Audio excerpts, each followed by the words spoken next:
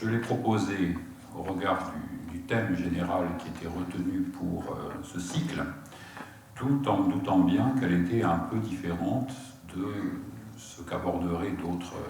d'autres collègues, parce que l'interprétation que je voudrais proposer du titre, Relever l'héritage après les ruptures de l'histoire, ne va pas nécessairement dans le sens que lui prêtent un certain nombre d'intervenants. C'est un travail que j'ai commencé à mener depuis maintenant quelques temps, mais que je commence à développer vraiment. Donc c'est le début d'une recherche, pour moi, que j'espère longue, qui s'inscrit dans le domaine qui est le mien, c'est-à-dire celui de l'histoire culturelle de l'architecture. Il s'intéresse à la culture des architectes et à l'imaginaire créatif des architectes. Et je vais d'abord revenir sur ce titre, Relever l'héritage, les ruptures de l'histoire. Au fond, ce qu'on appelle ici les ruptures de l'histoire, c'est très ambigu. On comprend qu'il y a une référence qui peut être faite à des événements historiques plus ou moins ponctuels ou plus ou moins marquants, comme la guerre de 14-18 par exemple, dont on connaît l'incidence sur les démolitions monumentales et sur la politique en termes de restauration, de reconstruction. Ça peut être des événements plus proches de nous. Il s'en est déroulé malheureusement beaucoup, et notamment en Europe, dans certains pays européens. Mais évidemment, cette notion de rupture de l'histoire, pour l'historien, c'est une notion qui est assez complexe, parce que le rôle même de l'historien, je me permets de citer mon professeur, Françoise Choé, qui a encadré ma thèse de doctorat. Le rôle de l'historien, c'est de décrire des continuités et d'identifier des ruptures.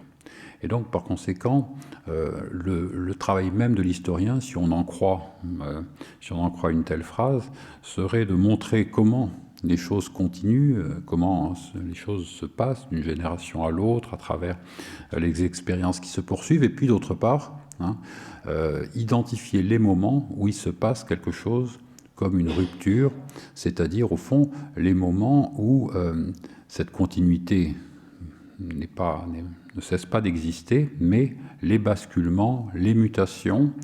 l'emportent, et en tout cas on a un moment historique particulier. Alors, est-ce que c'est de ces ruptures de l'histoire-là que l'on parle aujourd'hui? C'est, moi, pour ce qui me concerne, une rupture de l'histoire première, en quelque sorte, qui va m'intéresser, qui est celle de la destruction de Rome. La destruction de Rome est sans aucun doute une rupture de l'histoire, au sens des historiens. Encore faut-il bien voir que c'est une rupture qui n'intervient pas à un moment bien précis, et qui, pour les historiens, pose le problème précisément de la situer, de comprendre quand elle intervient. Ça a été au cœur de débats historiques importants, qui sont liés en particulier à une idée qui va occuper une place dans mon intervention d'aujourd'hui, qui est celle de Renaissance. Parce que pour que la Renaissance existe, comme l'ont bien souligné un certain nombre d'auteurs, je ne vais pas les énumérer, mais peut-être qu'il faut citer Federico Zeri, Renaissance et pseudo-Renaissance. Eh bien, pour que la Renaissance existe, il faut d'abord que la rupture avec l'Antiquité soit actée. Il faut qu'il y ait rupture, et pour qu'il y ait rupture, les historiens ont montré qu'il fallait deux conditions. D'une part, que cette rupture soit advenue, ce qui évidemment appelle définition, mais d'autre part que les contemporains acceptent que cette rupture est advenue. Et précisément la différence qui est faite entre la Renaissance et les pseudo-renaissances, c'est-à-dire les tentatives de restaurer Rome tout au long du Moyen-Âge, il suffit de rappeler l'Empire carolingien, cette différence, c'est que la Renaissance italienne intervient au moment où les contemporains ont définitivement accepté l'idée qu'ils ne sont plus dans la continuité de Rome, mais qu'une rupture historique les en sépare. C'est-à-dire qu'il s'est passé quelque chose qui n'est pas seulement de l'ordre d'une décadence, pas seulement de l'ordre d'une série d'accidents ou de faits fâcheux qui ont abaissé, qui ont affaibli l'Empire, qui ont affaibli Rome, mais qu'on pourrait surmonter pour continuer l'histoire, mais qu'au contraire, il est intervenu une rupture qui est définitive et qui appelle une renaissance. C'est-à-dire cette coupure historique qui coïncide notamment avec la construction sur le sol italien de grandes architectures gothiques et qui conduit les contemporains à réaliser que l'architecture qui se bâtit sur leur sol vient d'ailleurs, vient de l'étranger, n'est plus italienne, et au fond qu'il y a là quelque chose comme un enjeu culturel, un enjeu national et un enjeu historique. Alors, vous avez compris que mon propos n'est pas de revenir sur ces réflexions qui ont donné lieu à plusieurs publications importantes, mais de situer mon intervention en lien avec ce moment fondateur pour la culture moderne, au sens historique, celle qui commence à la Renaissance, et pour la culture contemporaine aussi. Je vais le montrer. Alors, dans le domaine de l'architecture, Rome occupe une place importante à la fois comme une civilisation, comme une culture, mais aussi comme une ville, avec sa réalité matérielle, avec ses monuments, avec ses ruines qu'on vient étudier. On peut parler d'une sorte de grande école de l'architecture à ciel ouvert. Et c'est pourquoi mon propos autour de Rome n'est pas un propos transposable à d'autres villes ou à d'autres entités. Ici, Rome joue un rôle qui est central, en lien avec la Renaissance et en lien avec cette rupture. Je vais m'appuyer sur un certain nombre d'exemples, sans chercher nécessairement sur toute la longue période que je vais aborder, à proposer une synthèse. Je vais m'appuyer sur des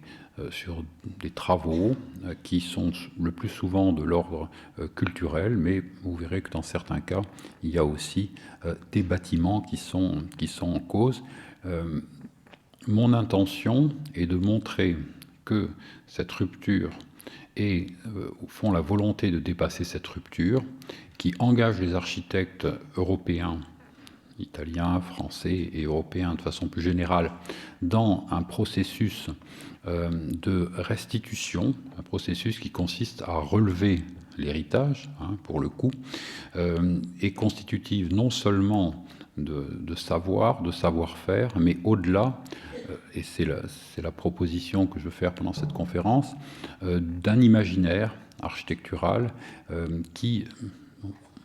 au fond, s'inscrit en profondeur, traverse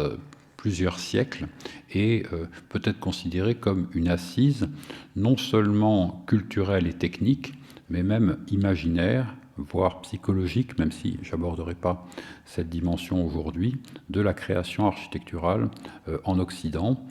en orientant une grande part de cette création vers le passé, en quelque sorte, même si il ne s'agit pas toujours nécessairement d'une restitution au sens des monuments historiques, une restitution qui cherche véritablement à rebâtir les monuments. À cet égard, je ne vais pas empiéter sur les terres de mon élève Laurent Catillard qui travaille sur la reconstruction à l'identique. Ce n'est pas mon propos. Je ne vais pas étudier la reconstruction des monuments. Je vais plutôt regarder comment le processus de restitution de cet héritage, ce processus qui consiste à renouer avec ce passé à travers des productions contemporaines, est fondateur et déterminant des productions architecturales. Alors, la première image que j'ai choisie, elle est assez facile et très connue. C'est la page de titre du troisième livre de l'architecture de Serlio, publié en 1540. Un livre très important parce que un des premiers grands livres illustrés de la tradition occidentale qui a cette double dimension de présenter des ruines, mais aussi à l'intérieur parmi ces ruines, ou parmi ces monuments antiques plus précisément, de présenter pour la première fois des bâtiments modernes. C'est-à-dire que c'est le premier livre d'architecture dans lequel on publie des réalisations ou des projets contemporains et qui ici sont associés avec des monuments antiques, on va le voir. Et c'est très connu, cette page de titre représente donc des fragments d'architecture, un édifice qui est en partie ruiné et porte donc un texte qui a fait beaucoup couler d'encre. Roma quanta fuit, ipsa ruina docet. Rome, ce qu'elle fut, la grandeur qui fut la sienne, ces ruines même nous le disent. Ces ruines nous en parlent, ces ruines nous le disent. Donc cette idée des ruines qui témoignent de la grandeur de Rome est importante pour l'histoire de l'archéologie, elle est importante pour l'histoire européenne de façon générale. Et on va voir que dans tout ce que je vais présenter aujourd'hui, la ruine est moins abordée en tant qu'élément de rêverie, de contemplation, comme ça peut être le cas dans une part importante de l'art occidental ou de la littérature occidentale, mais plutôt comme le ferment d'un désir de restitution, hein, d'un désir de relever, de reconstruire cet héritage. Alors de fait, dans l'ouvrage en question, les édifices qui sont présentés ne sont pas présentés comme des ruines, ils ne sont pas représentés détériorés, érodés par le temps, rongés par la végétation. Ils sont représentés, comme vous le voyez ici, hein, et dans un état de complétude assez parfait, avec des détails qui sont donnés, là encore, comme s'ils venaient d'être taillés la veille, hein, et les parties manquantes de ces bâtiments sont clairement restituées sans même qu'on s'y arrête, sans même que l'on commente hein, des options de restitution de ces bâtiments. Donc on a là quelque chose qui est déjà une restitution de Rome antique, des monuments de Rome antique, une suite de modèles qui véritablement installent dans la tradition européenne et internationale pour la première fois un ensemble d'édifices antiques qui vont être repris et qui vont jouer un rôle considérable dans l'histoire de l'architecture. Alors on voit ici sur la page de droite, hein, l'un des plus célèbres de ces bâtiments, le temple de la Sibylle à Tivoli. Le temple de la Sibylle à Tivoli qui est restitué d'une façon qu'on peut juger très approximative au regard de ce que l'on connaît aujourd'hui, et même d'ailleurs au regard de ce qu'on pouvait observer à l'époque, puisque son escalier n'est pas droit, puisque sa frise est décorée de bucranes ou de têtes de bœuf. Enfin, ici, beaucoup de choses sont simplifiées, sont changées, et on va voir dans ce que je vais présenter aujourd'hui que ces approches de restitution sont des approches souvent très interprétatives. Alors, l'édifice se situe dans une position particulièrement spectaculaire et pittoresque qui lui vaut d'avoir été considéré par les peintres de manière importante, représenté par beaucoup de voyageurs, les plus célèbres étant Fragonard, Hubert Robert, etc., mais aussi hein, étudié par de nombreux architectes. Et ces études nous ouvrent à une dimension qui est bien connue, qui est relativement banale, qui est celle de l'imitation des monuments antiques dans les projets contemporains. Et c'est pas le thème de mon intervention aujourd'hui, mais ça fait partie, hein, ça en fait partie, c'est un aspect de cet intérêt et de ce travail de restitution, celui qui consiste à partir des ruines et à partir de cet héritage bâti, à produire des modèles architecturaux qui servent ensuite dans un processus de projet qui est fondé sur l'imitation. En même temps, hein, la production des modèles architecturaux dans un but d'imitation n'est pas toujours uniquement, en quelque sorte, limitée à la production de dessins, plans, coupes, façades, perspectives qui pourraient être repris par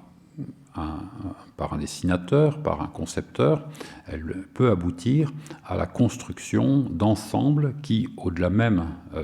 d'un édifice particulier, développent un point de vue plus général. Et donc, au fond, cette appropriation du passé et cette restitution du passé permet des synthèses et elle permet d'ouvrir des voies qui sont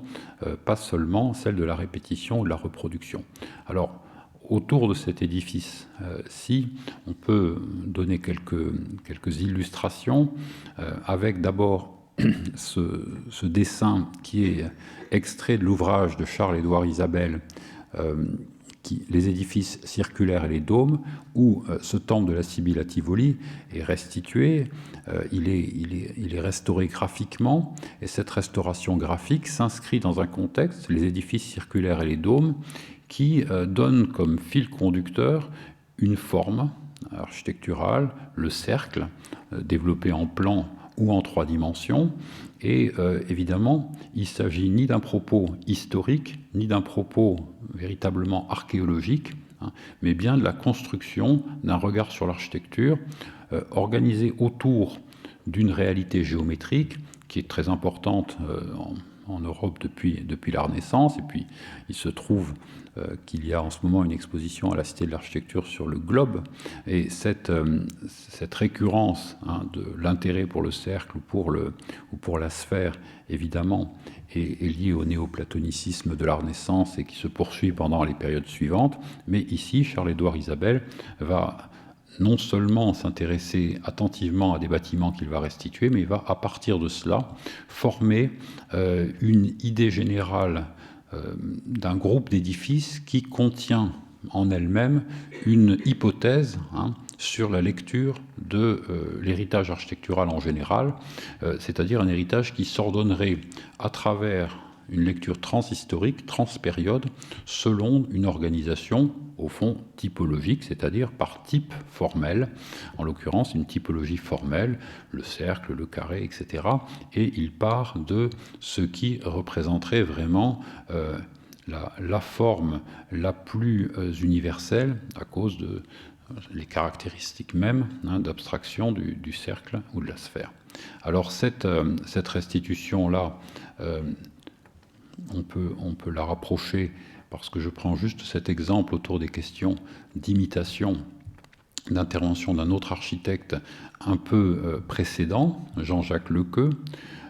qui ne se rend pas en Italie, en tout cas on estime qu'il ne s'est pas rendu en Italie, mais qui néanmoins produit des dessins, comme celui qu'on voit ici, rassemblant 2 plans, celui du temple de la Sibylle à Tivoli, à gauche, et celui du temple d'Hector Olivarius au Forum Boarium à Rome, qu'on appelle communément le temple de Vesta. Et ces études qui ne sont pas archéologiques, qui sont des études architecturales, autour de ces données historiques et archéologiques qu'il emprunte à certains auteurs, vont lui permettre de dessiner l'un de ses projets, qui est présenté comme un belvédère, qui, à la façon du temple de la Sibylle à Tivoli, possède donc un escalier comme ça qui se développe à 2 volets parallèlement le long de la façade, et qui est évidemment, à la fois par son nom de belvédère, par sa forme ronde, par certaines caractéristiques, une imitation du temple de la Sibylle à Tivoli, et donc une forme de restitution, mais de restitution interprétative. Et quand on s'engage dans une restitution interprétative, au fond, il n'y a pas véritablement une limite à ce processus. On pourrait aller jusqu'à des édifices qui s'en éloignent davantage, les considérant comme s'inscrivant dans la continuité, dans la lignée de ces études et de cette observation de l'Antiquité. Et ça, c'est un processus d'imitation qui est actif depuis la Renaissance, dont l'exemple le plus fameux pour ce qui nous concerne est le Tempietto de Bramante, construit dans le cloître de l'église de San Pietro in Montorio vers 1506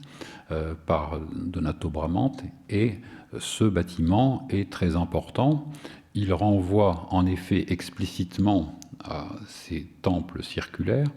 mais également il est très important parce qu'il fait partie de ces édifices publiés dans le livre 3 de Serlio. Il fait partie de ces édifices publiés dans le livre 3 de Serlio comme étant des édifices modernes, des édifices construits par des contemporains, mais qui témoignent du fait que les contemporains ont désormais réussi à égaler les anciens. Le texte est notamment donné par Palladio, je le cite ici dans sa traduction par Frère de Chambray, puisque Bramante a le premier rénové la belle et bonne architecture qui, depuis les anciens jusqu'à aujourd'hui, était restée cachée, et dans le texte italien, il dit qu'il était resté enfoui, était resté au tombeau. Il m'a semblé raisonnable de donner place à quelques-unes de ses œuvres parmi celles des antiques. Donc Palladio, comme Serlio, ou à la suite de Serlio, inclut dans son recueil des temples antiques des bâtiments modernes, en l'occurrence le Tempietto de Bramante. Il le fait d'autant plus volontiers que, vous le savez, il inclut ses propres villas parmi les édifices antiques, et il inclut également la basilique de Vicenza parmi les édifices antiques, et donc lui-même se place parmi les anciens comme un modèle, en partant de l'idée que, eh bien, désormais, les modernes ont su relever l'héritage, ils ont su produire cette restitution de l'Antiquité romaine qui en fait les égaux des hommes du passé, ou en tout cas des hommes qui sont capables de comprendre et de continuité, d'effacer cette rupture de l'histoire. Alors, nous qui avons un autre recul sur cette affaire et qui admirons Palladio, nous savons bien en même temps que ces hommes-là n'ont pas effacé la rupture du Moyen-Âge, qui n'ont pas effacé la rupture de l'histoire, que l'assimilation qu'ils proposent à l'Antiquité, elle est fondée sur certains points, sur leur capacité à comprendre l'architecture antique, à en restituer certains aspects, mais elle n'est pas fondée en tout point. Et bien sûr, l'architecture de Bramante ou celle de Palladio est tout à fait différente de celle de l'Antiquité. Et donc on a là, si vous voulez, une relation que je décris pour commencer et qui en même temps est très connue, cette relation entre la construction d'une culture architecturale dans un contexte de perte de sentiment, du sentiment d'une perte, du sentiment de quelque chose à relever. En effet, les hommes de la Renaissance sont habités par cette idée d'une grandeur à relever, avec un sentiment qui est un sentiment national, qui n'est pas un sentiment nationaliste, mais qui est un sentiment national, et une forme d'urgence, une forme de poids historique, celui de relever cet héritage en se montrant capable d'égaler à nouveau dans leur production les Romains de l'Antiquité. Alors, à l'autre bout du parcours chronologique que je vais me contenter d'esquisser aujourd'hui, et j'arriverai pas jusqu'à nos jours, mais en tout cas à l'aube du XXe siècle, on peut prendre le cas dont il faudrait discuter de savoir dans quelle mesure il est singulier, dans quelle mesure il est représentatif, mais on peut prendre le cas de Tony Garnier, que l'on voit sur cette image caricaturée par ses camarades en train de préparer son envoi de 4e année en 1904, envoi dont vous savez qu'il va donner lieu à la publication de l'ouvrage Une cité industrielle, et on voit que les camarades de Tony Garnier n'ont pas manqué les contradictions qui sont les siennes, celles de la production d'une ville industrielle avec ces maisonnettes qui évoquent les pavillons individuels d'aujourd'hui, et en même temps sa toge, ses lauriers, et puis ces petits aides, ces petits personnages vêtus à la romaine sur le côté. Cette double dimension là, à la fois industrielle et romaine, qui est présente très clairement dans ces projets de maison, mais aussi dans ces projets de ville, témoigne d'un imaginaire de la restitution qui, ici, nous montre une grande longévité, à travers, bien entendu, notamment les exercices liés à l'Académie de France à Rome, mais plus généralement à travers l'ancrage intellectuel, l'ancrage culturel et poétique de l'École des Beaux-Arts dans sa relation avec l'Italie et avec Rome. Alors, en effet,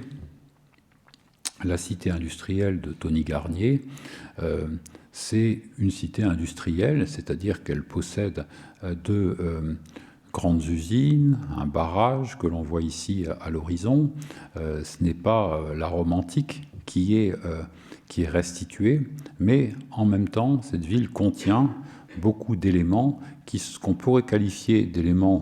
de nostalgie ou d'ancrage dans des références historiques plus lointaines, et qui sont en quelque sorte comme un substrat de l'imaginaire architectural de l'auteur, qui répondent à ce que je souhaite développer, je souhaite montrer, c'est-à-dire, au fond,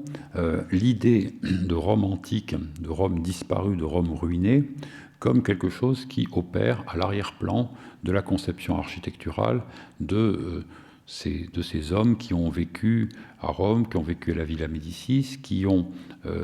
dessiné l'architecture du passé pendant leurs études, qui l'ont dessiné pendant leur séjour en Italie, et qui, au fond, gardent vive cette idée d'un passé désirable, d'un passé merveilleux qu'on pourrait s'efforcer de faire revivre, au moins à certains égards. Bon, Tony Garnier, de ce point de vue, je l'ai dit, est peut-être un individu singulier, mais en tout cas, chez lui, le lien se fait très nettement entre la ville moderne, la ville industrielle, celle qu'admire Le Corbusier et pour laquelle il le félicite et l'encourage, et puis cette ville un peu pompéienne. On voit au centre de l'image ici des femmes vêtues de toge sous une pergola à l'italienne, et puis on peut montrer aussi cette très célèbre image qui nous présente la distribution intérieure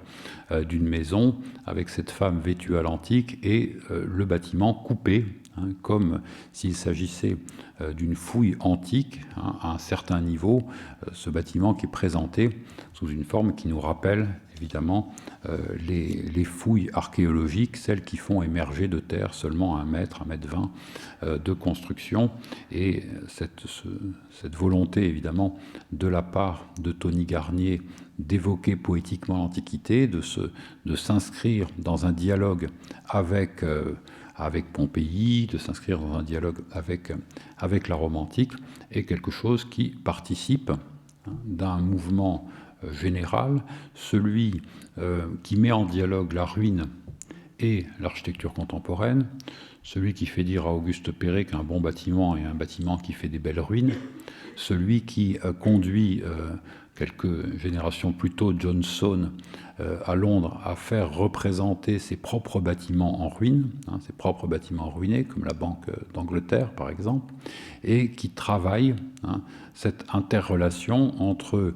l'architecture neuve, le projet contemporain et la ruine, à la fois dans l'idée que le projet contemporain pourrait restituer quelque chose de cette histoire, de cet héritage, le restituer quelque chose, et on le voit bien d'ailleurs quand on suit de visiter les maisons construites par Tony Garnier qui sont encore debout à Lyon, pour voir à quel point cet imaginaire, notamment dans l'espace domestique, était important pour lui. Et puis d'autre part, comment ces architectures qui relèvent cet héritage se préparent elles-mêmes à être des ruines du futur et à s'inscrire dans cette grande tradition, dans cette grande relation avec l'histoire.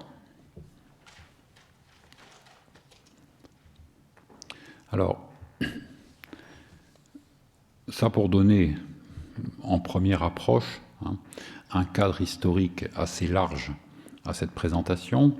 disons des débuts de la Renaissance. Je me suis appuyé sur l'ouvrage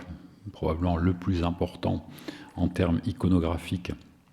des débuts de la Renaissance. On pourrait bien sûr détailler les choses, mais ce n'est pas mon propos aujourd'hui. Jusqu'à Tony Garnier, et en effet, il appartiendrait à une étude plus approfondie de regarder ce qu'il en est plus largement des architectes pris de Rome qui sont à la fois impliqués dans la restitution graphique de villes antiques, par exemple Pompéi avec Léon Vossely, et dans des projets contemporains, et comment les deux dimensions s'articulent. on pourrait dire au fond jusqu'au grand projet urbain des architectes prix de Rome de l'après-deuxième guerre mondiale, et peut-être même jusqu'au grand projet pour des grands ensembles ou pour des villes nouvelles. Certainement que la mise en relation de ces grandes compositions beaux-arts avec ces grandes compositions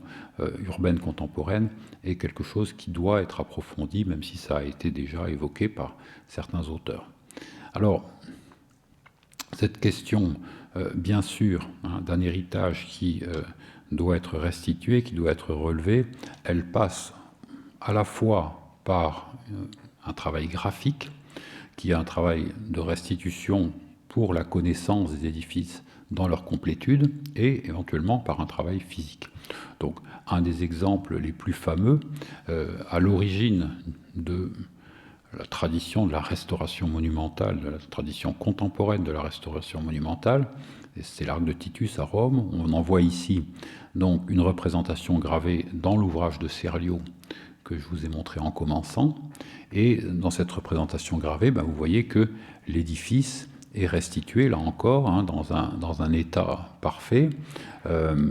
avec une hypothèse, celle que la pierre lapidaire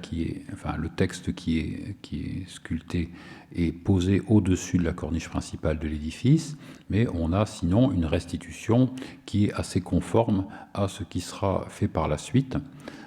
par les successeurs, par les architectes qui vont s'emparer du projet. La situation du bâtiment, on la connaît par des dessins assez nombreux. Ici, une gravure de Leger qui nous représente donc cet arc de Titus aux alentours de 1750. Et dans cette représentation, on voit qu'il n'en reste pas grand-chose. Donc, on est typiquement là dans un héritage qui est un héritage très lointain, très fragmentaire. Il demeure quelques éléments assez rares qui permettent d'imaginer comment pouvait être fait le bâtiment, d'autant qu'on est convaincu à cette époque que l'architecture classique est une architecture que l'on peut presque entièrement repenser à partir d'un simple fragment, comme le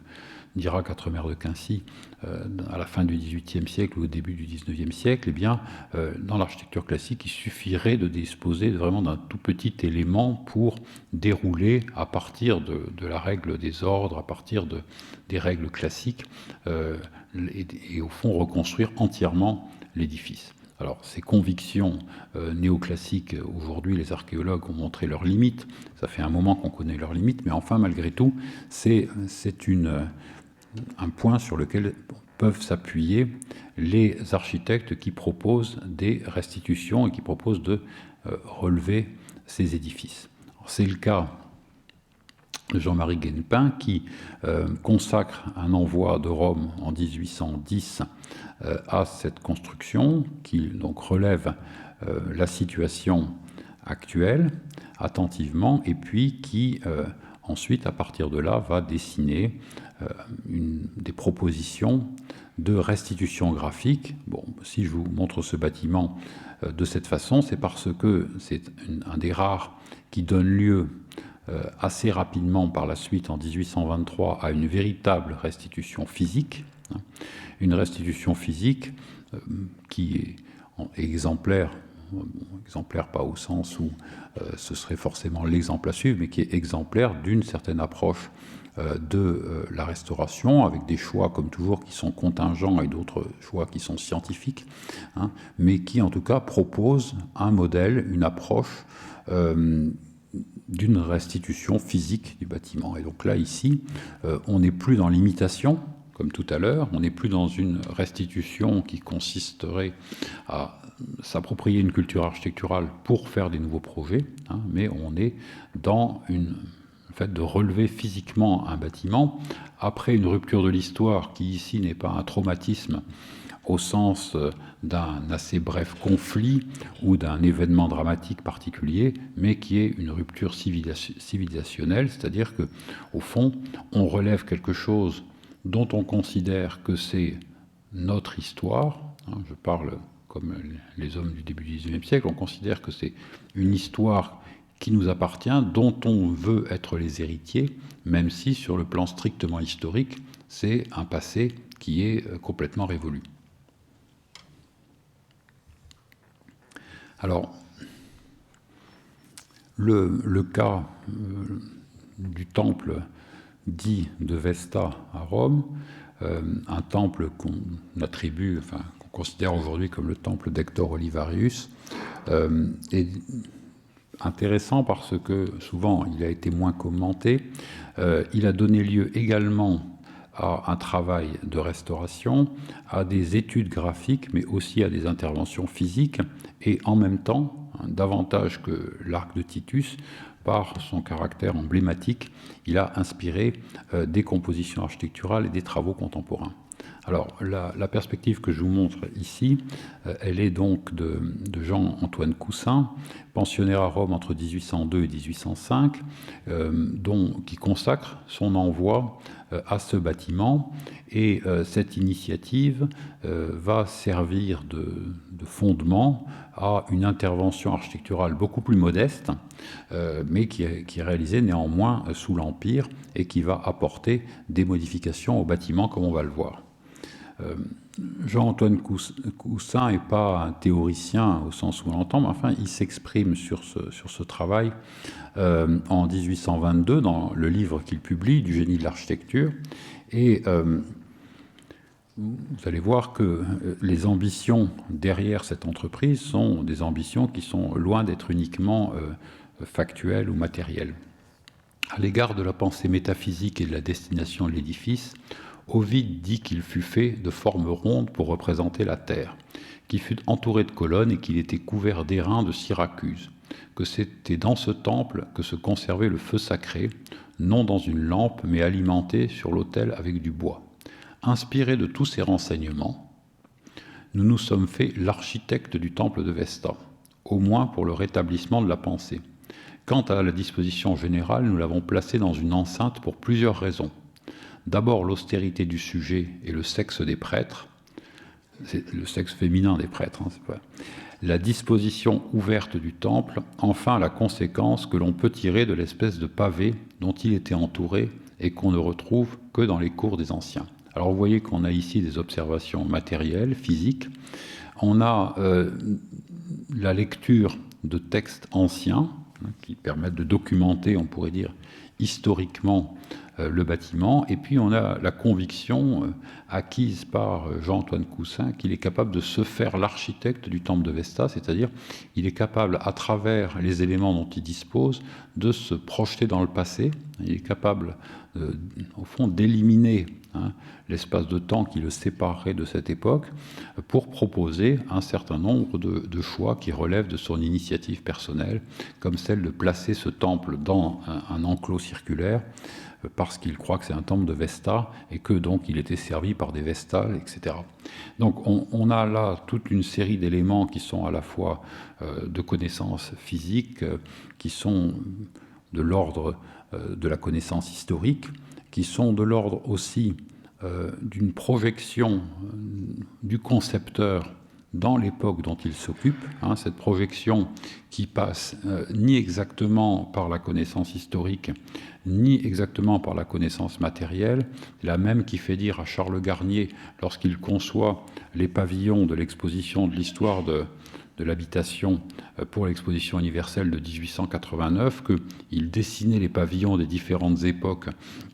comme par intuition, grâce à son intuition artistique, et que ensuite les données archéologiques, au fond, venaient conforter ses intuitions artistiques. Donc, au fond, sa capacité artistique à se mettre à la place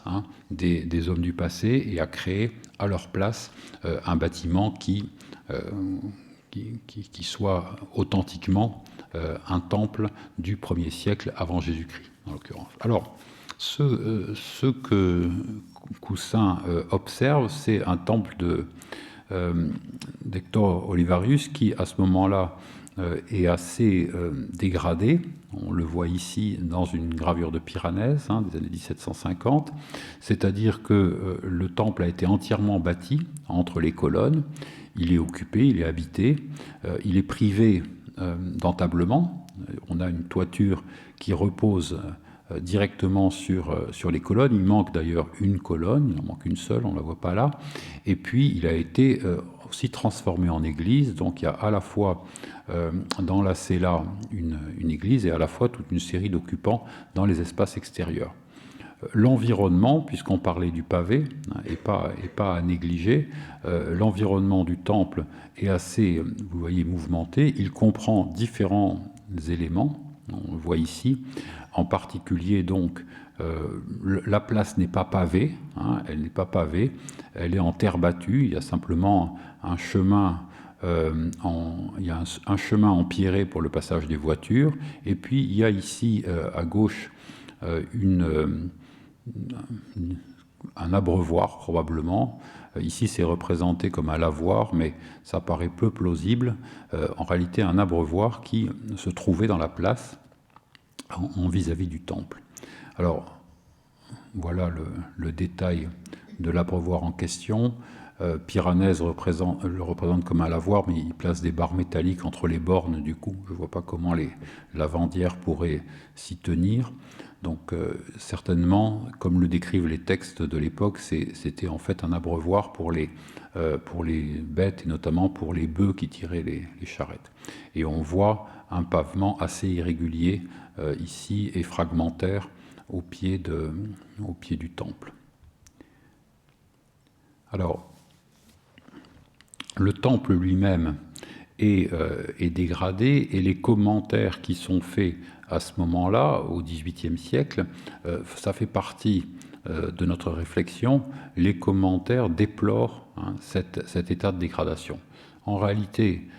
les hommes de la Renaissance se sont glorifiés d'avoir réussi à relever l'héritage et à restituer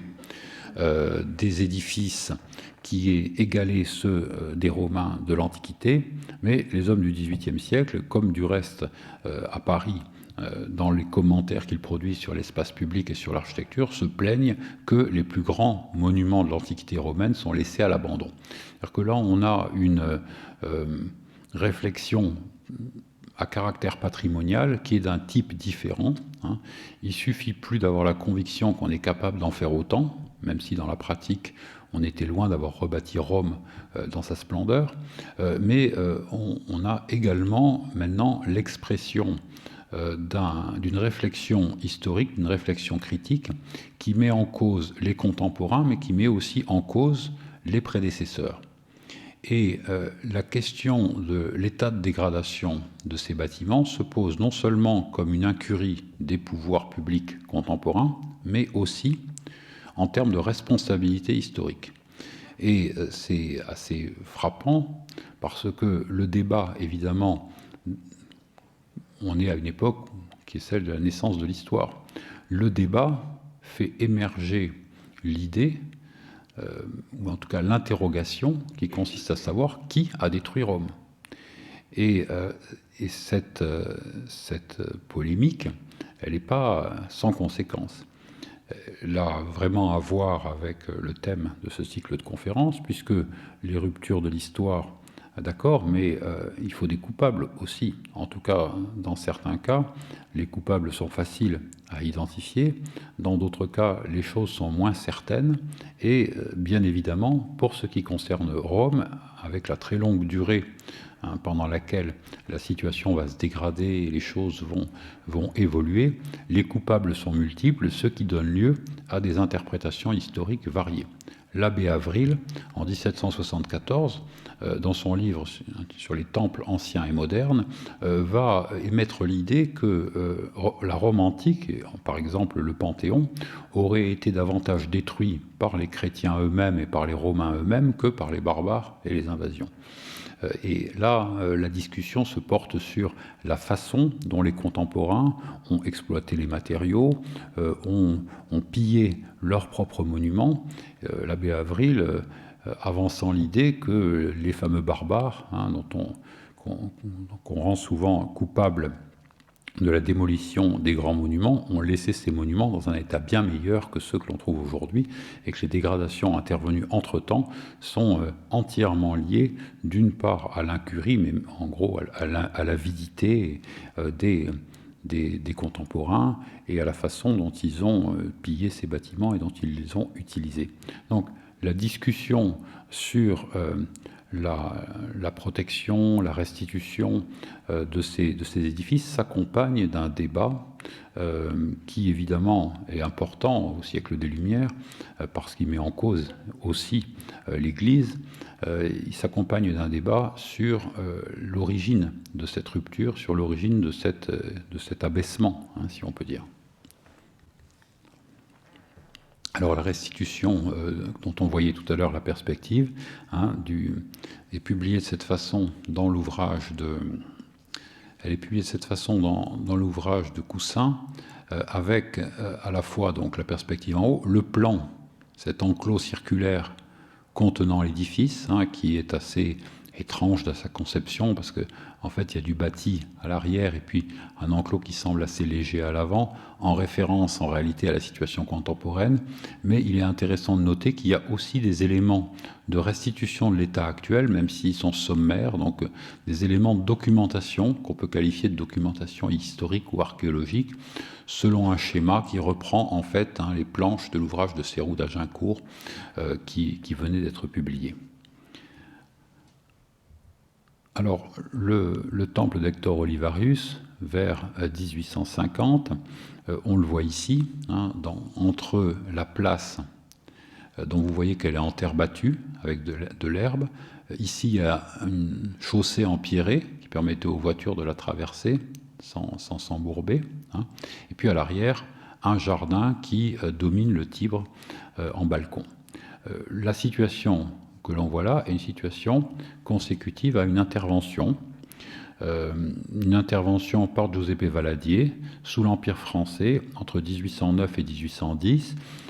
Il y a un débat sur ce qu'on doit faire, mais vous voyez que ça aboutit en tout cas à libérer les colonnes des murs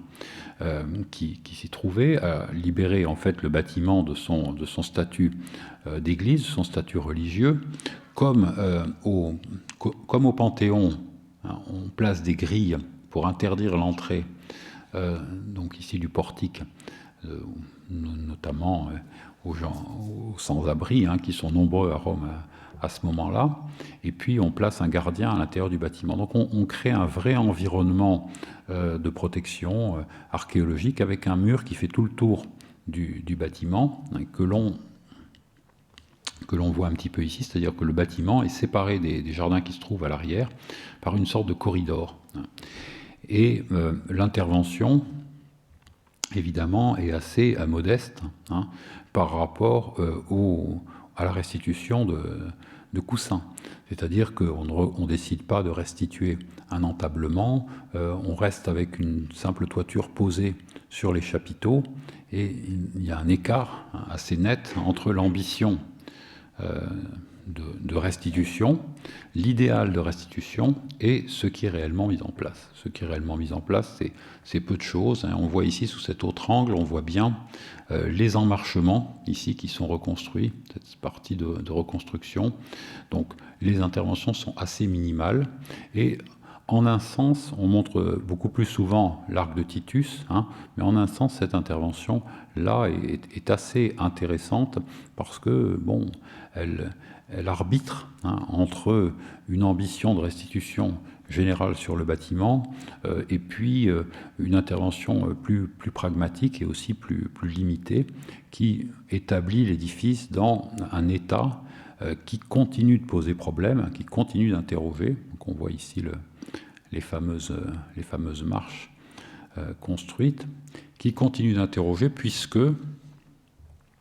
eh bien, le temple va donner lieu à nouveau à des travaux par la suite, en particulier l'envoi de deuxième année de Charles Garnier, qu'on voit ici, qui donc produit un état de l'art en débarrassant l'édifice de toutes les adjonctions qui ont été placées par Valadier, hein, et qui propose une restitution du monument. Donc on voit au fond que la première restitution qui a été proposée, eh bien, elle continue à faire discussion, on continue à considérer ce bâtiment comme une ruine qui pourrait être relevée, qui pourrait être restituée. Et cet intérêt pour ce site et pour cet édifice se poursuit avec en particulier, vous voyez ici un groupe d'experts mené par Mussolini lui-même, qui vient, dans le cadre du grand projet d'aménagement du Foro Boario, visiter et réfléchir à des transformations architecturales et à des aménagements. Vous voyez qu'ici, le temple a été débarrassé des grilles qui joignaient les colonnes. C'est la même chose au Panthéon. Il y a des interventions également dans les parties hautes. On a dérestauré certaines maçonneries. Mais en gros, on va s'en tenir là avec plutôt un travail sur l'environnement qui s'inspire d'une autre restitution monumentale de Rome, une autre restitution qui fait directement écho, et ça resterait à étudier mieux, aux ambitions mussoliniennes pour Rome, qui est la restitution de Paul Bigot, dont la version finale paraît en 1942 et qui est, vous le savez, donc cette maquette monumentale de la ville de Rome, une maquette monumentale dans laquelle le Foro Boario, qu'on aperçoit ici à l'arrière-plan, est traité d'une manière complètement vide, avec les deux temples, donc dits de Vesta et de la Fortune virile, qui sont placés ici librement dans un grand forum triangulaire ouvert avec des rives du Tibre beaucoup plus basses qu'aujourd'hui. Donc cette proposition, en un certain sens, va inspirer non pas une restauration du temple lui-même, mais cette fois une restauration des abords, à cette différence près que dans les travaux de restauration qui sont menés autour des deux temples et qui doivent tenir compte en réalité des quais surélevés construits pour éviter les crues du Tibre, on va les immerger dans un dessin paysager et on va inventer un environnement planté à l'italienne, qui est celui qu'on connaît aujourd'hui. Donc le temple lui-même, la forme du temple lui-même reste stable, mais on en arrive à inventer, au fond, cette Rome des années 50, la Rome du cinéma néo-réaliste, etc., où les ruines ou les édifices sont parfois isolés, comme cela, dans un paysage de pins parasols ou de cyprès. Donc, vous voyez les avatars, en quelque sorte, de ce temple et comment cette idée de restitution, suivant les époques, va donner lieu à une série d'interventions qui sont étroitement liées à la culture contemporaine et aux réflexions des architectes contemporains. Alors, le travail de restitution le plus fondamental est celui qui met vraiment en relation la ville telle qu'elle est et celle qu'elle a été à un moment donné, au fond, qui permet vraiment, qui offre vraiment une sorte de machine à remonter le temps. Et pour cela, on peut revenir à Dupeyrac, Étienne Dupeyrac, qui réalise notamment un album de dessins de Rome pendant son séjour donc, dans la cité pontificale entre 1559 et 1577, un ensemble de représentations dans lesquelles le plus souvent il confronte la ville telle qu'elle est de son temps et la ville telle qu'elle aurait été à l'époque des Romains, opérant ainsi un travail de restitution complet, comme on vient de le voir avec Paul Bigot, mais évidemment fondé sur une documentation archéologique moindre et qui reprend un certain nombre d'éléments inventés, un certain nombre d'éléments puisés ici et là. Alors on voit le détail précisément ici assez proche du temple d'Hector Olivarius qui se situe juste à droite de l'image, de la fameuse Isola Tiberina, de l'île du Tibre, qui est représentée ici selon le modèle de la sculpture qui se trouve devant l'église de San Domenico. Car on voit ici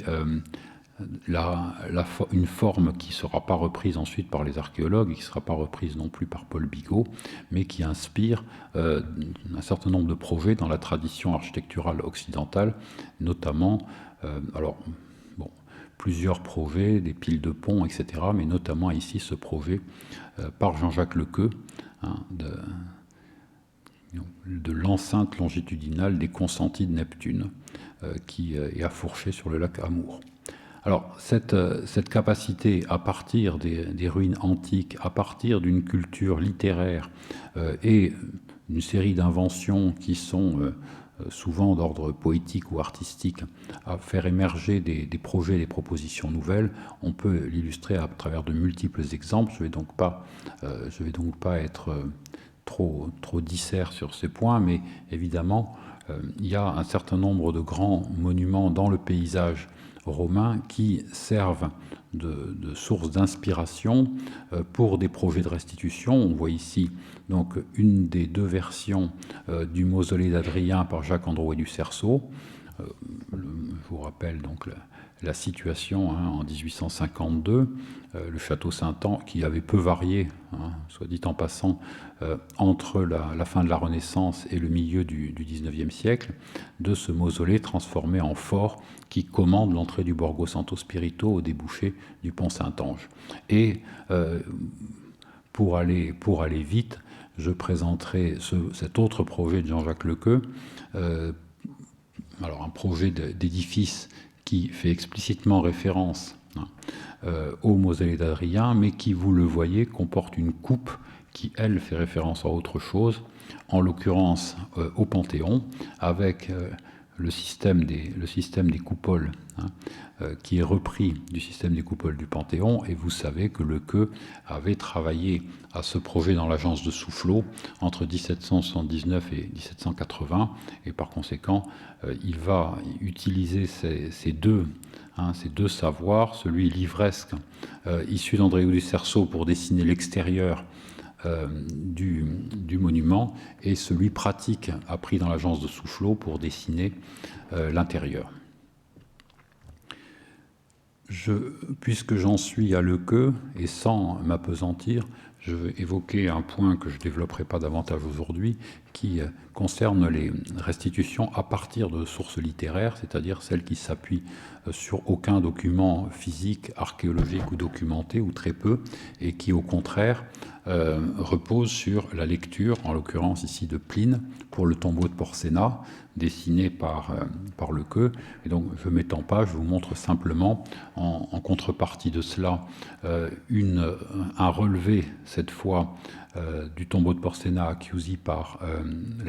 Labrouste, qui fait partie du fonds Labrouste, et la restitution proposée par Quatremère de Quincy de ce même monument.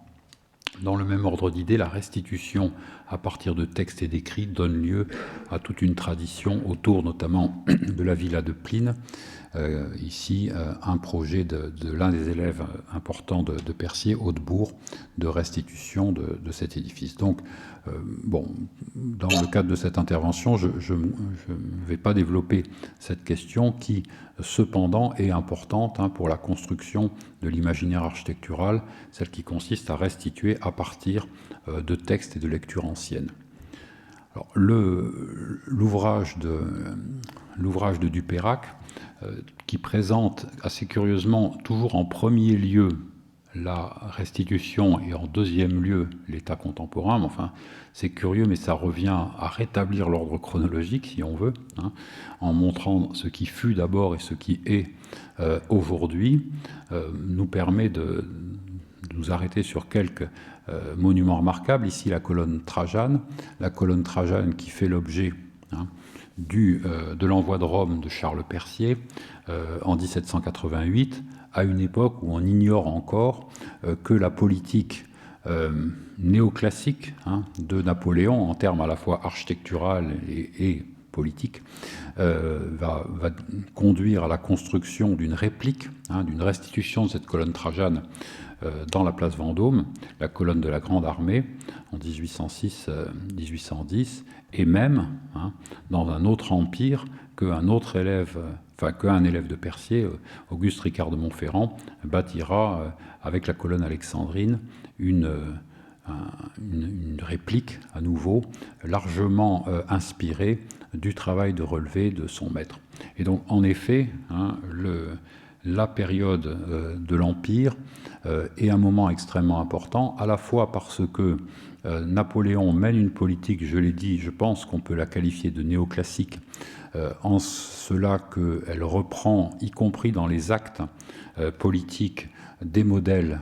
empruntés à l'Antiquité romaine. Le moment le plus célèbre probablement de cela, le plus emblématique, étant la distribution des aigles aux armées, qui s'inspire de la distribution des aigles aux légions, et dans lequel, 3 jours après le sacre, le 5 décembre 1804, les maréchaux viennent prêter allégeance au nouvel empereur en échange de la remise de ces insignes. On a à la fois un décor à l'antique et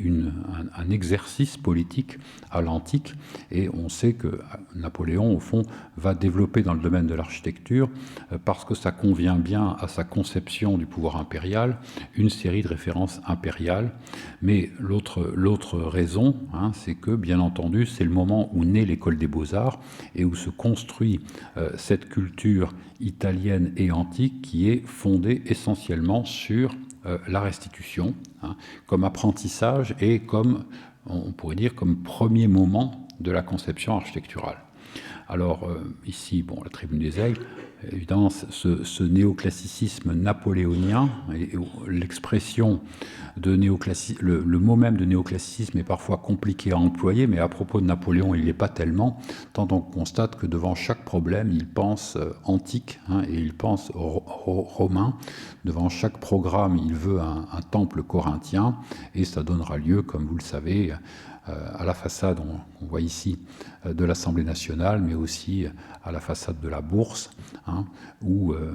à la façade extérieure de la Madeleine à Paris. Donc, au fond, quel que soit le programme, la représentation du pouvoir, ça va être presque à chaque fois un temple, et un temple corinthien, un temple impérial. Alors, Dupeyrac, sans chercher à épuiser le sujet, s'arrête à toute une série de monuments emblématiques qu'il restitue de façon plus ou moins fantaisiste. C'est le cas ici de la basilique de Constantin ou de Maxence, qui donnera lieu à des travaux archéologiques, notamment par Pierre-Martin Gauthier en 1814. Pierre-Martin Gauthier qui, à partir d'un édifice extrêmement lacunaire, que l'on voit ici, photographié vers 1860, un édifice extrêmement lacunaire. On le voit sur la coupe en haut. Il reste notamment rien des parties hautes. Donc il y a quelques éléments qui sont tombés, mais le décor est presque absent, etc. Restitue entièrement cette grande salle de la basilique qui constitue un modèle très important pour l'architecture de son temps, pour les grandes salles du XIXe siècle. On peut, même si ce n'est pas la référence directe, évidemment évoquer l'intérieur de la Madeleine qui, en fait, fait référence, pour le coup, au terme de Caracalla qui avait été restitué 2 ans plus tôt par Abel Blouet. Donc là, on a vraiment à ce moment un passage étroit et direct entre études archéologiques, restitution graphique et construction d'édifices neufs, puisque, il faut l'observer, on ne restitue pas les ruines de Rome, on ne reconstruit pas les ruines de Rome, ou de manière très très marginale, très ponctuelle. Et d'ailleurs, on a continué comme ça, c'est-à-dire qu'on n'a pas restitué beaucoup de ruines antiques à Rome. En revanche, on construit abondamment des édifices qui se proposent de restituer des espaces à l'antique. Cette restitution, d'abord graphique, bâtie ensuite, occupe une position déterminante dans la culture architecturale du XIXe siècle, et le dernier à s'intéresser à cela n'est pas Viollet-le-Duc, qui va, à la fois dans son travail théorique et bien sûr dans son travail pratique, s'approprier cette dimension du savoir et des pratiques de l'école des beaux-arts, et Dieu sait qu'il en a rejeté beaucoup, mais cette dimension graphique de l'étude de l'existant et de sa restitution graphique d'abord, bâtie ensuite, est vraiment au centre de ces démarches. Alors, ça mériterait en soi un examen assez approfondi. Il est assez remarquable que, en réalité, ce travail de mise en rapport des états relevés et des projets par Viollet-le-Duc n'a pas été tellement réalisé dans l'historiographie, et dans les nombreux ouvrages publiés sur Viollet-le-Duc, les exemples ou l'interrelation entre les deux dessins, je parle d'une approche ici d'histoire culturelle, où les exemples où cette mise en relation a été faite sont très peu nombreux. Alors, bon, ici, bien sûr, il s'agit d'images célèbres, les termes de Caracalla, dans les entretiens sur l'architecture, et leur restitution, que je montre en lien avec l'épisode précédent, puisque dans l'épisode précédent, c'était déjà les termes de Caracalla qu'Abel Blouet avait restitués. Alors, bon, Viollet-le-Duc, je ne vais pas le développer, mais évidemment, ces qualités de dessinateur qui en font un des tout premiers dessinateurs du XIXe siècle, il ne s'agit pas d'établir des palmarès, mais il est clair que il y a dans ce grand siècle du dessin, où vraiment le dessin, l'architecture est l'élément de distinction principal, il y a quelques hommes qui dépassent et qui s'affirment, et Viollet-le-Duc en fait manifestement partie. On connaît bien cette restitution du théâtre de Taormine qui est exposé au salon de 1840, et on connaît aussi évidemment un certain nombre de restitutions graphiques qui ont été mises en œuvre, et il faut souligner au fond que dans cette histoire de la restitution, c'est un moment où on met en œuvre massivement, c'est-à-dire que on a peu restauré, je l'ai dit, les monuments antiques. On les a peu restaurés à Rome, on les a à peine davantage restaurés en France. Et en revanche, ici, on va mettre en œuvre très massivement ces restitutions graphiques pour en faire des restitutions bâties, évidemment à Carcassonne, à Pierrefonds, on pourrait multiplier les exemples.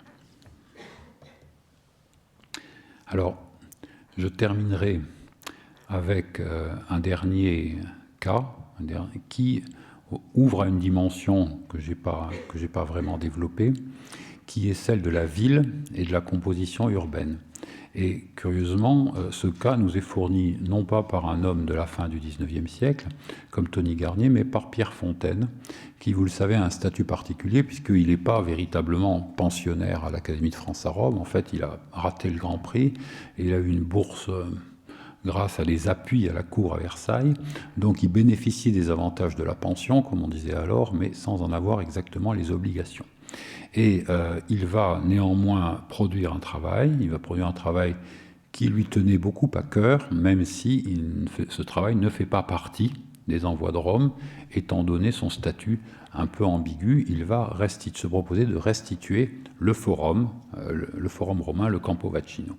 Le Campo Vaccino qu'on voit ici sur une photographie du milieu du XIXe siècle, et qui avait été très peu touché par quelques interventions à l'époque napoléonienne qui avaient permis d'isoler certains monuments, mais seulement véritablement au pied de ces monuments, et qui pour le reste restait une aire où notamment, d'où son nom, un certain nombre d'animaux étaient mis à paître ou à attendre, des animaux qui servaient essentiellement au trait des charrettes transportant les matériaux. Alors la restitution du forum, évidemment, contraste fortement avec l'état dans lequel il se trouvait, puisque cet état d'abandon et de ruine, ce spectacle, contraste avec ce lieu qui était le cœur de l'Empire romain et qui réunissait les édifices tous plus magnifiques les uns que les autres. Dupeyrac avait proposé une restitution, évidemment les restitutions étaient nombreuses, et Fontaine se livre à un travail assez attentif à l'échelle urbaine, qui, s'il faisait vraiment partie des prix de Rome, en ferait un des premiers travaux à l'échelle urbaine, anticipant au fond d'assez longtemps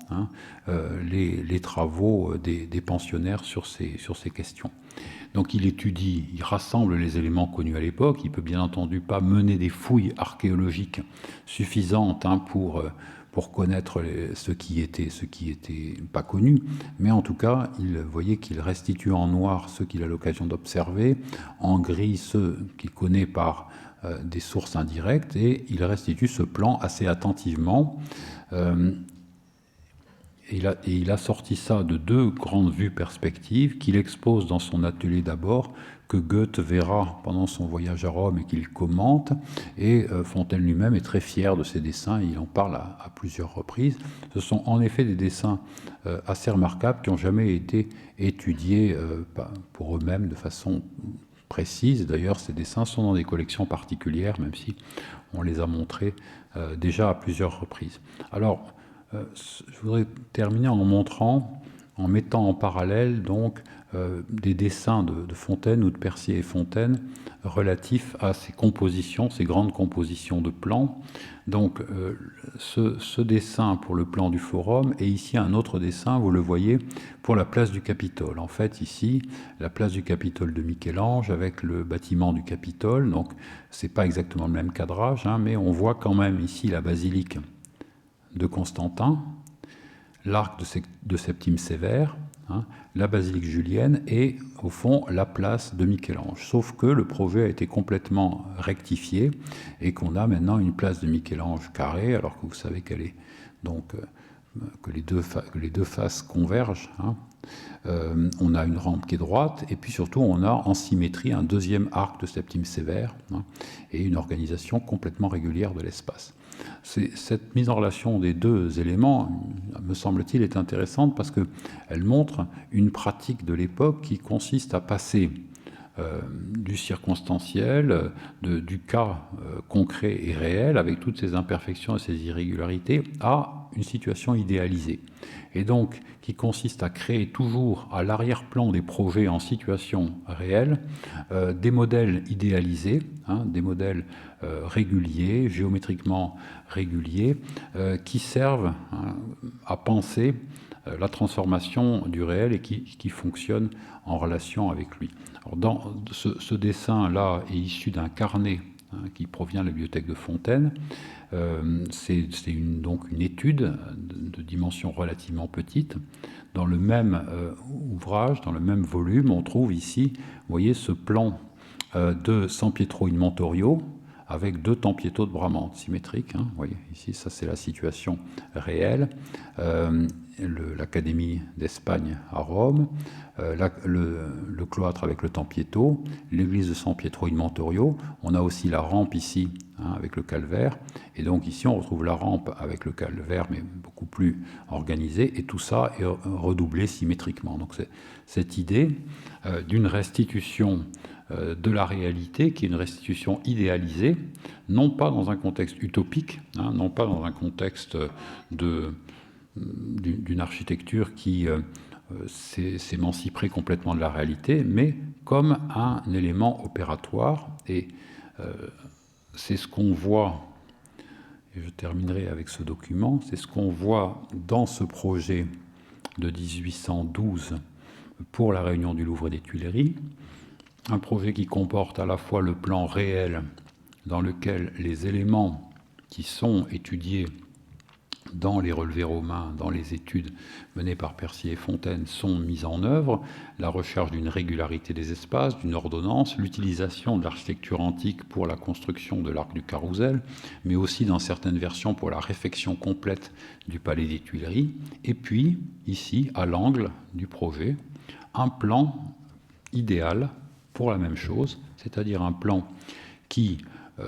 restitue, qui reconstruit la ville dans sa perfection, qui relève, hein, si on veut, cet héritage idéal du modèle antique sous la forme d'un palais du Louvre et des Tuileries qui serait dans une géométrie régulière, avec une vraie axialité, avec une Seine qui coulerait droit au lieu de couler en courbe, et une ville dans laquelle toutes les rues seraient d'équerre et régulières. Et au fond, je conclurai là-dessus parce qu'il me semble intéressant que dans ce processus qui consiste à relever, à comprendre, à restituer à travers des projets et des projections, le modèle romain et le modèle antique, l'étape ultime qui se manifeste aussi bien d'ailleurs dans les livres sur les palais que dans ces représentations urbaines, c'est de faire émerger à partir d'une situation qu'on peut qualifier de patrimoniale ou d'un héritage en tout cas, et d'une situation réelle et réellement bâtie, une forme d'utopie, en tout cas une forme de théorie abstraite qui est non pas pensée in abstracto, mais qui est pensée comme une émanation du réel. Et ça rejoint, au fond, à l'échelle de la ville, vous le voyez, les pratiques de restitution monumentale qu'on trouvait chez Cousin, par exemple, au début du XIXe siècle, et de façon générale, cette idée que les traces de l'Antiquité et les traces de Rome dont on dispose, il faut s'en emparer pour en proposer une version idéale. Alors là, l'idéal s'inscrit à l'échelle de la ville. C'est au fond un développement plus large de grandes compositions dont on connaît les conséquences sur le XIXe siècle français et international à travers les grands plans Beaux-Arts et toute leur incidence sur la transformation des villes et la construction d'un certain nombre de quartiers nouveaux, d'expositions universelles, etc. Alors, je vous remercie.